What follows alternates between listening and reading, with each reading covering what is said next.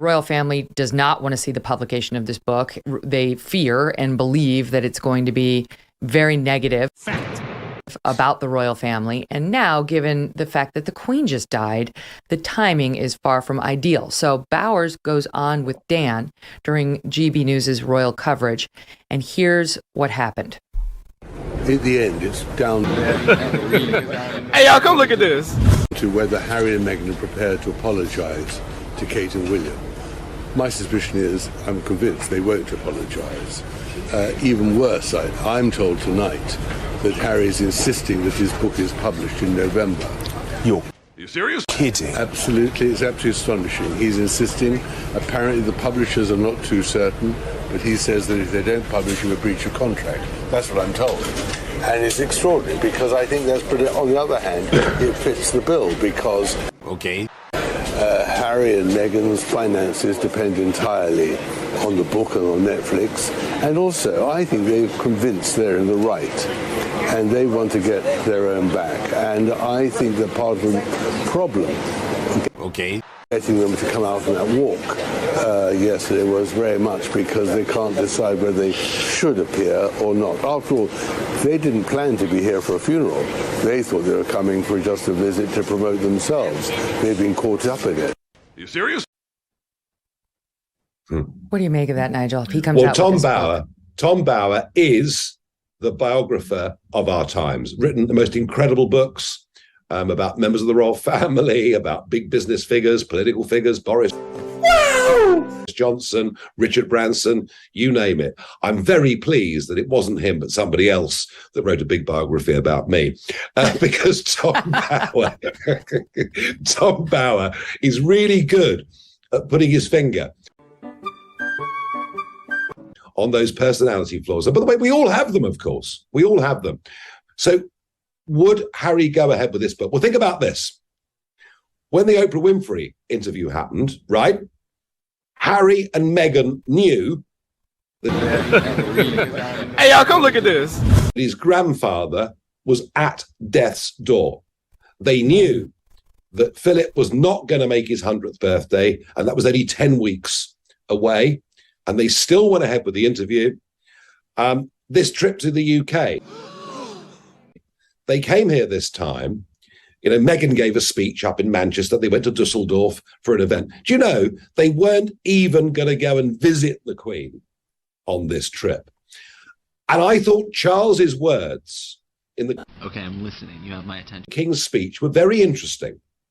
He talked about Kate, or Catherine, as we're now branding her, and William as the new Prince and Princess of Wales.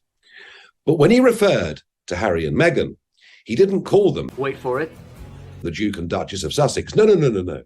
He talked about my love for Harry, Meghan, and their family, who are now building their new life overseas. This is what King Charles III said. And I read into that. here it comes. You're living on the west coast of America. We want nothing to do with you. Please stay there. Interesting. Well, I did think it was interesting that Meghan comes over. She goes out there to sort of shake the hands of people. And let's be honest about it. Meghan and Harry made the Queen's last 2 years much more difficult than they needed to be. I mean, there's something galling about seeing them glad-handing with the mourners when name me somebody else who caused more agita to the poor Queen in her last 2 years of life than those two. Right? I mean, it's just... It was so disrespectful. It was so wrong in every way. But I'll tell you what's interesting. The Queen's body is going to arrive. Queen's coffin will arrive at Buckingham Palace in about 2.5 hours' time. Okay. And there will be a military detachment, of course. There will be the King. What?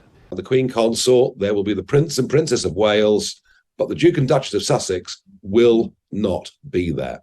And what this tells you, through the words that King Charles used, through the very fact they will not be there to meet the Queen's body. Are you serious? It arrives in Buckingham Palace, and goodness me, what a somber emotional moment that's going to be in 2.5 hours.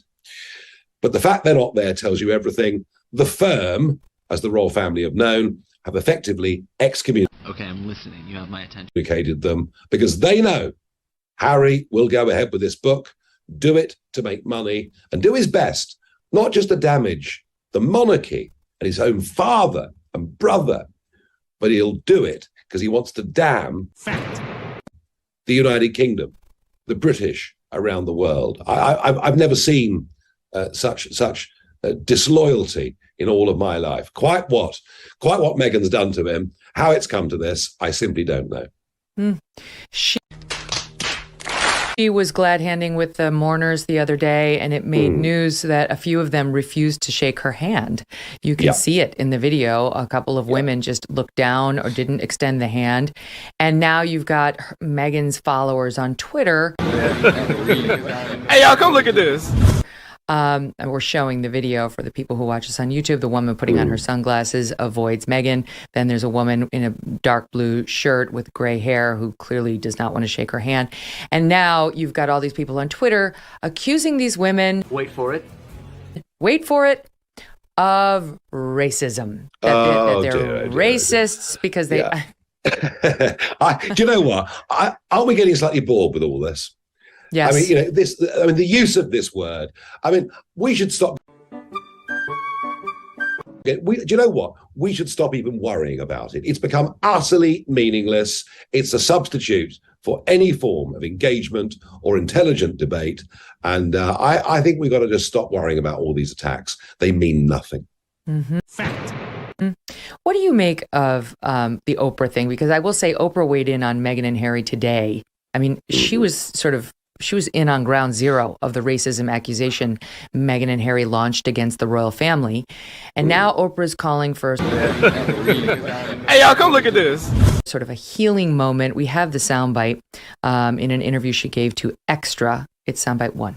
We lost another trailblazer this week, the Queen. Of course, and you sat down with Meghan and Harry. We're seeing the 4 of them together now in London. Is there a hope out there that in some way her passing would be a way to unify the family, maybe heal some wounds? Well, this is what I think. I think in all families, my father passed recently this summer. And when all families come together Wait for it. for a common ceremony, the ritual of, burying your dead, there's an opportunity for peacemaking. Yeah. And hopefully there will be that. Yeah. Well, that is true, of course. Yes, I mean, there's barely a family on the planet where someone's not speaking to someone. I mean, that's just the way families. Well, it's true, isn't it? Very true. And then we all come together. What? It's the uncle's funeral or whatever it is, and we all come together, and it is an opportunity for rapprochement to be made. And there was a minor rapprochement when William reached out, and they went out, as you say, in Windsor and looked That doesn't make sense. at the flowers and met some of the mourners there. But it has no long-term future if he's going to go ahead with this book. So, Oprah, sorry, I'm not with you at all. And can I just say also, she must be the worst interviewer on the planet. Stop it. The idea that Oprah Winfrey is this big genius. Well, so what happened with that interview was, of course, the first half of it was with Meghan. Halfway through, Harry gets dragged in, directly contradicts some of the things that Meghan has said in the first half, and Winfrey didn't